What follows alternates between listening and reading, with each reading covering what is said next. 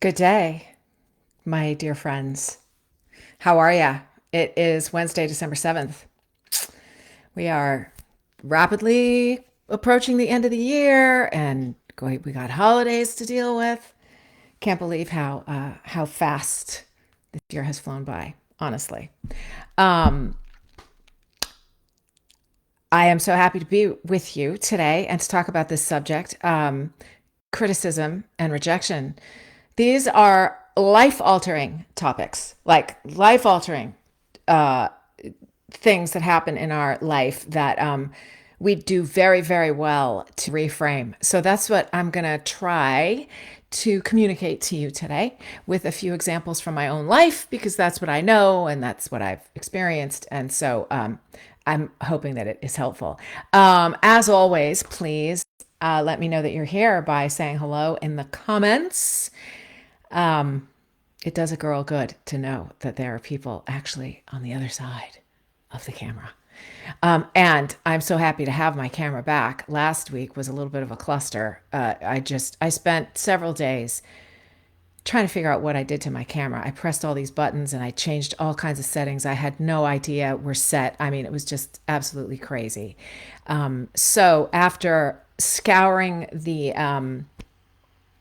user manual, the internet, contacting someone who helped me set up the camera in the first place. I mean, it was absolutely insane, all the hours I spent trying to get my camera back in working order. So I think I'm finally there, which is good. It may go in and out of focus as it's been wont to do because the camera is like, oh, what's that? Is that a creature back there, over there, moving around too? Should we focus on that creature? So sometimes that may happen. My apologies. I haven't quite figured that part out yet. I may just need to remove my dog and place her in the other room, but not for today. Hello, Chris Adams Larson. Hello, Amy Larson. I got two Larsons here. That's so great. Oh my goodness. Hi, Genevieve. My dog, she's cute. She's a pill. She's a pill. Very, very sensitive dog, sensitive to touch, sensitive to sound. She's got ears like radars. She's a barker. I am her, what's the term? Emotional support human. That is the truth. I'm the only person who can tolerate her. But the rest of my family is like, we're out, man. We don't even understand your dog. So, anyway, thank you. She is cute. so, um, So let's get to the topic at hand here because it's a really great one. Criticism and rejection. And I'm really going to focus on criticism. And I'm sure I'll mention a few things about rejection in there. But criticism. I guess the best way for me to sort of illustrate this is to just tell you a couple stories in my own life and how it really changed the trajectory, not only for my career but also for me personally. And I'll start by saying, I think we live in a culture right now that is far, far, far too sensitive to criticism. So much so that we can't grow and we can't learn because we take everything so personally and we feel like it's an attack of our person, and and it immobilizes us, and it also causes us many many times to sort of lash out at the person, you know, giving the criticism. And I think this happens not only with criticism that is badly given, insensitively given, but also criticism that is properly given and kindly offered. And I think that requires a lot of strength of character to take all forms of criticism and ask yourself the question, what can I glean from this that will make my life better? That's really the question that we want to ask, even when the criticism is difficult to hear, and even when the criticism is badly worded, badly stated. So I'm going to start with a story that I know you've heard before because I've told it many times in many avenues,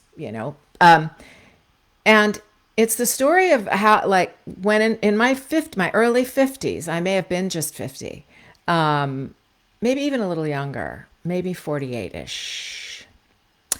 My career was kind of falling off. Work was falling off, I should say, as it does from time to time. And I felt like because of my age, I was heading into sort of dangerous territory when it comes to a lag in work. And I was sort of fearful for my career. And I kind of came to this question of, is it time for me to hang up my hat? Or is it, or am I willing to do something different? Am I willing to expand my horizons? Right. And so I opted, because I spent my whole life in voiceover and there was still so much more for me to know and to learn. I opted for the latter, to hang in, to use what I know and expand my horizons. And so I ventured into the realm of video games and animation. So again, bear with me because I know so many of you have heard this. But there was one thing in that changed me, and it was a piece of criticism. And it came from a casting director, a very prominent casting director, well known. People covet work under this casting director. And I submitted an audition that I just thought was my best to date. I was really proud of it. It was a singing audition. It was for an animated TV show. And I got feedback from the casting director through my agent. And I won't bore you with the details of the story, but the criticism was, this is okay, her audition. It was good. It wasn't connected. I didn't believe her. I didn't really think she was talking to the other characters. So now, because I didn't get that criticism directly from the casting director, I know that she wasn't trying to spare my feelings, right? She wasn't painting a rosy picture. It was just like, meh, And so that, like, for someone who is an actor, that was like, ooh, ow, like not connected. Don't believe her. Wow, that's like the worst thing you can say to an actor, right? Right, the most critical thing you can say to an actor. I don't believe you.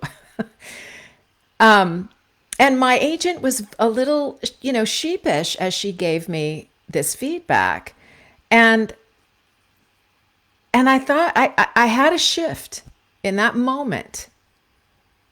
I can either take this criticism, this critique, and say to myself, wow, there's proof, K-Bess, you're not a very good actor. You don't really have what it takes to go into animation. Everybody who does it already is so much better than you, and you're already, 50. Like, why even try? It'll take me forever to get better, even if I could get better, but maybe I can't get better. I've been at it for so long, and I'm still not good enough to even warrant anything other than a meh, from a prominent casting director. That it absolutely could have gone that way, because that is how we talk to ourselves. When we get a piece of criticism, we say, that person must be right. Meh. I don't really have what it takes. I don't believe her. But I opted for something different. I thought, well, is this going to be the event that causes you to hang up your hat? Is this it? Or are you going to take this criticism and ask how it can benefit you? What can I learn from it? And I thought, well, I can learn from this because I am an actor. I have decades of proof. It's there. Even though I'm not, I've just been doing commercial voiceover. But, I went to college for acting. I've been in plays. So there's something there. There's something. And so what is she saying to me? Your acting's not up to snuff. Okay, well, how do I get my acting up to snuff? Go take a class. And this wasn't take a class like learn how to put a little more energy in your read, which is a little bit of instruction from a 1 hour private coaching. This was fundamental to acting skill and what I bring to a read in animation and video games. So it required something more of me, like a full on acting class, right? Which is what I did. And you know the story, right? 2 years of Meisner, 3 months in, booked my first video game, et cetera, et cetera. And things rolled out from there. Now, if I had chosen to look at that differently, I'm not sure that I would be doing animation and video games. And the thing that made the difference was my choice about how I saw, how I viewed, how I received the criticism. My choice. So hi, Brad. I have two other examples, and they're both personal. So the first one is that I was in my early 20s. I was waiting tables at a hamburger joint called Hamburger Henry in Santa Monica. And I had just quit smoking. I smoked in college. I smoked, as we used to say, like a fish. I smoked between 2 and 3 packs of cigarettes a day. I just let that sink in. Like all I did was smoke. That's it. That's all I did. I didn't eat. There were 45 pounds off of this frame that I still have, this 5'6" frame back then than there is now. Like that's all I did. I drank coffee and I smoked cigarettes, and occasionally I'd eat a salad. Not good. So I quit smoking. And if any of you have smoked or do smoke, have tried to quit, you know how difficult this is. It is all consuming. It is a powerful, powerful drug. So there's not only the physical addiction, but there's also the habitual addiction of this thing that you do every day. It becomes a part of your habit structure of your day. And they compound each other, right? So it's like mind bending to try to quit smoking. And I didn't fully quit until after probably 3 or 4 tries. So it's difficult. And if you have ever tried, or you have my deepest sympathy. Like it's hard. More understanding I could not be. And so I was on a shift at this restaurant, and I was sitting, at this counter on a break, and one of my coworkers, her name is Cheryl. She's a formidable person, right?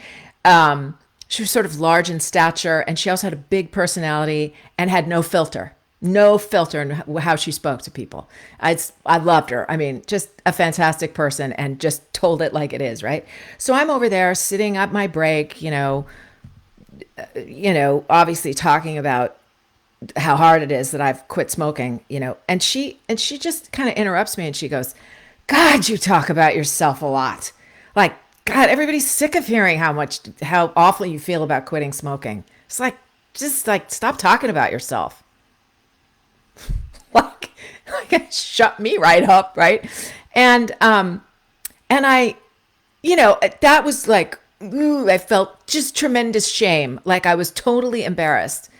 Like, I do that? Am I doing that? Am I talking so much about myself that it's bothering other people? Like, you get in this little cave, and you can't get out of it, but it made me think, right? I did feel badly, and I did feel like that was harsh, and it stung, and I felt like, well, I'm not a bad person,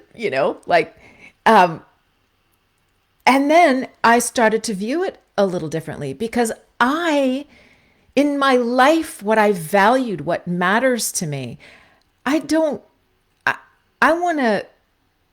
want people to think of me like that. I wanted I want people to think of me as being generous and focusing on them, and caring about other people, not just caring about myself, right? So that was a moment of like personal criticism that shifted my focus away from myself and onto other people, not ultimately out of shame, but because that's who I actually wanted to be, right? Does that make sense? It's the shame sort of comes along with it, and you have to sort of pull that out of your way, you know, in order to get to the real objective, which is to be the person that you really want to be in the world, right? And so then the third thing that happened was a friend of mine, good friend of mine, we'd been friends for years. She moved to Northern California from Southern California, and when she moved, she kept in contact with me, and I didn't with her. She would call, I wouldn't call back. She would send a Christmas card, I wouldn't send one. I was sort of like out of sight, out of mind. And one of the next times that she was in town, we got together and we were sitting in my living room and she goes, like, I got to talk to you about our friendship. Like, do you really want to be friends? Because you don't ever return my calls. You don't communicate. And it's starting to feel totally one sided. If you don't want to be friends anymore, that's fine. I won't waste my time. But if you do want to be friends, you need to pick up the ball every once in a while. And again, it was like, I'm sure that I turned a bright shade of purple, just like embarrassed. And again, it stung. It really stung. Like, what kind of a person am I? This was in my 20s, right? Late 20s. What kind of person do I want to be? Right? And while that was a difficult conversation and it was very, very hard to hear, again, it changed me. What kind of person do you want to be, K-Bess? What kind of friend do you want to be? You can't just call yourself a friend without acting like one. You have to behave like a friend, right? So these are three instances that changed my life. The first one changed the trajectory of my career. I would not be doing video games, animation, and dubbing had I not chosen to listen to the criticism of that casting director and change myself, not defend myself, not make excuses for myself, but change, be willing to change, alter the course myself, make a constructive choice to do something different that will make me better. And the same with those two examples of friends and coworkers. They brought something to light in a difficult and sort of crude way that made me stop and think about what kind of person I want to be in the world and how am I behaving and how am I being received by people on the other end that I interact with. And if we can choose to take every piece of criticism and learn something from it, no matter how crudely it's stated,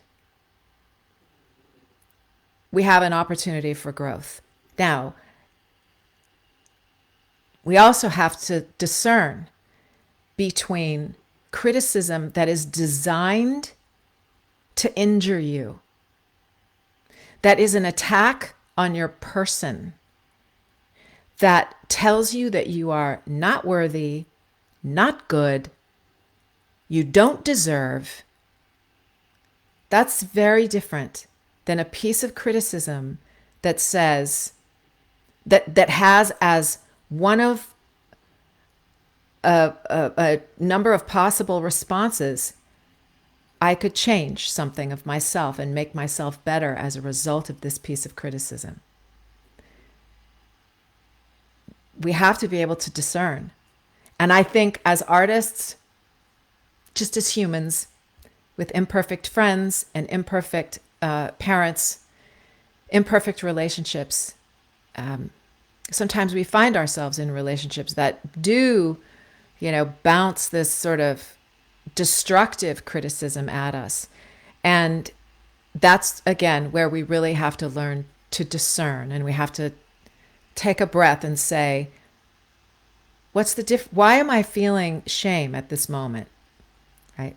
Which I'll use the smoking example, right? Oh, why am I feeling shame? Maybe she's pointing something out to me in my behavior that's not good.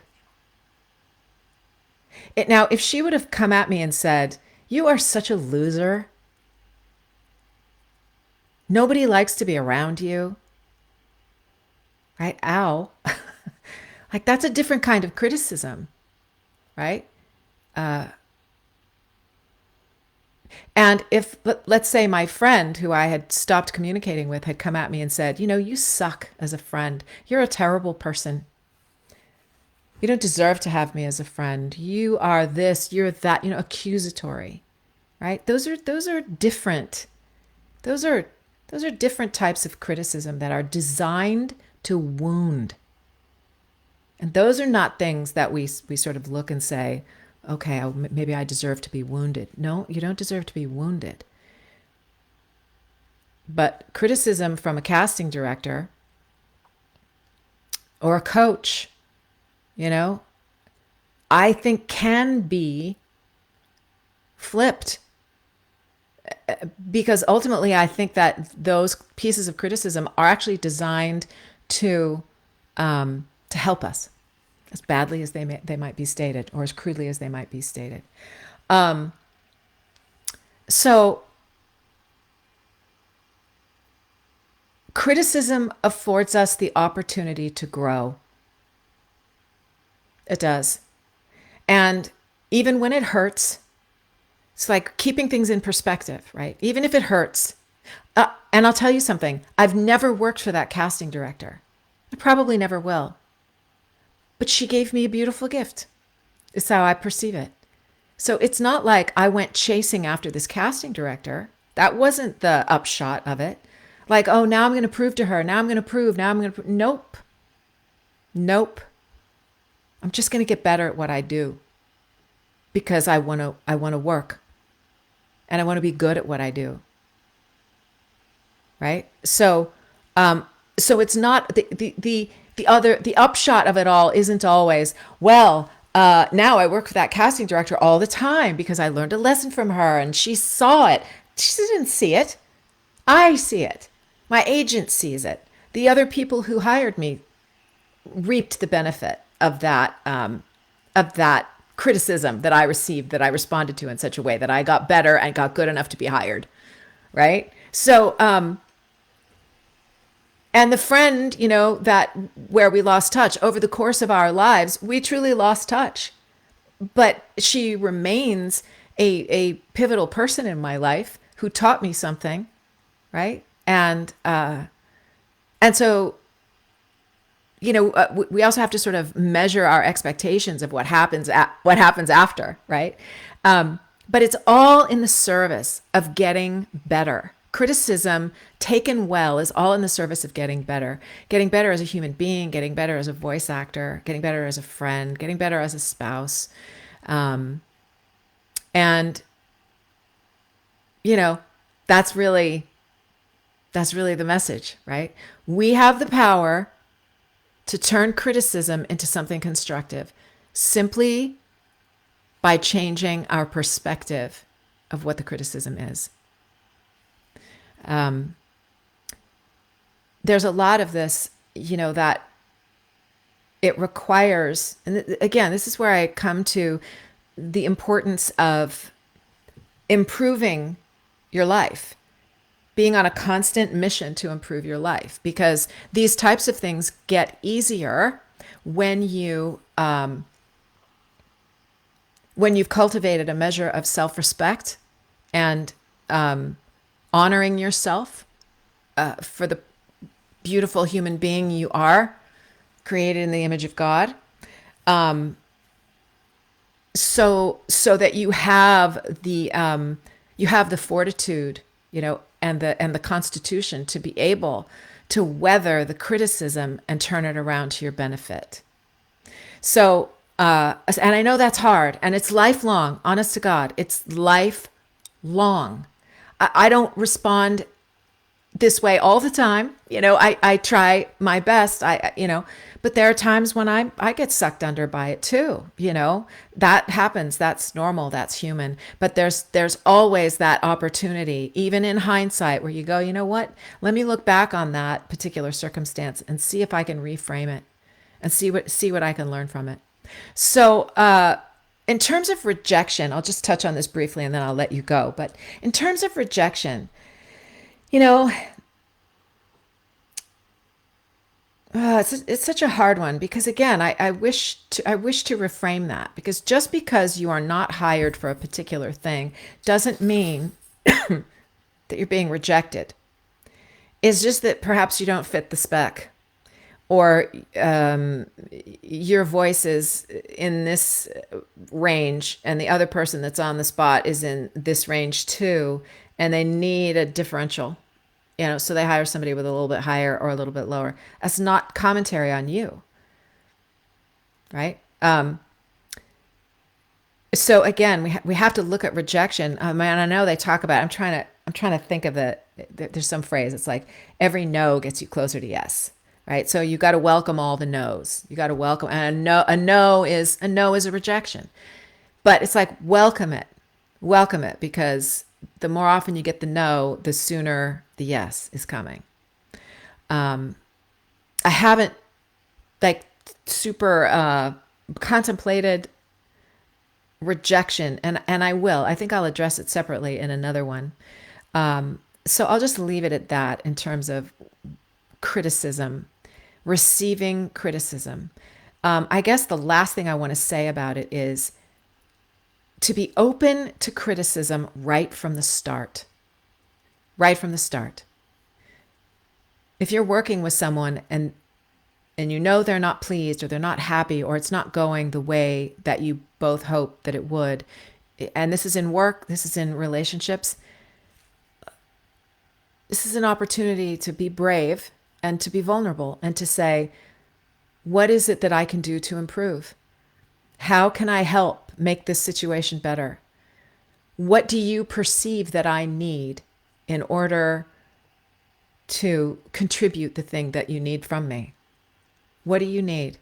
And be open to it. And when you come at someone with that kind of openness, the way that they offer criticism back to you will be much less defensive, and it'll be much less uncomfortable and weird, and it'll probably ease the entire exchange, where they might be able to say, I just feel like here's the thing that needs to get better, and this is what I need from you, right? This is what would help. If I was in a conversation with that casting director one-on-one and had the opportunity to say, what was missing in my audition? What was it that made it such that you knew right from hearing it that it completely missed the mark and that I would not be cast and that I would not even be considered? What was it? I'd really like to know. Which is how I approached my agent, because I was like, please tell me. I want to know. I want to be better. I want to understand this, because I thought that was a great audition. So obviously I'm missing something. So please tell me what I'm missing. Just give it to me. I want to know, right? Because I want to be better. So if we can muster the courage to open ourselves up to criticism, even before it comes, we're going to hear it differently and we're going to receive it differently, because we're open to being better instead of defensive, right? And afraid of being attacked and afraid of being told that we're not good and that we're not worthy and that we'll never get ahead.